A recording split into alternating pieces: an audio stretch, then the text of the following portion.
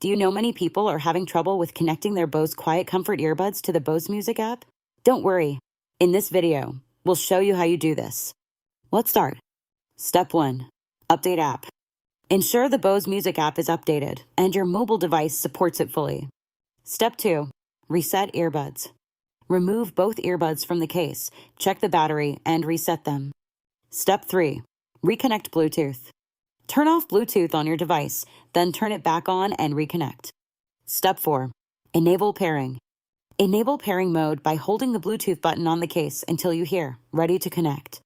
Step 5. Reinstall app. If required, uninstall and reinstall the Bose Music app on your device. By following these steps, your Bose Music app should connect seamlessly to your earbuds. Still need help? Visit our website for the complete manual. There you will also find questions and answers from other Bose users. Did you find this video helpful?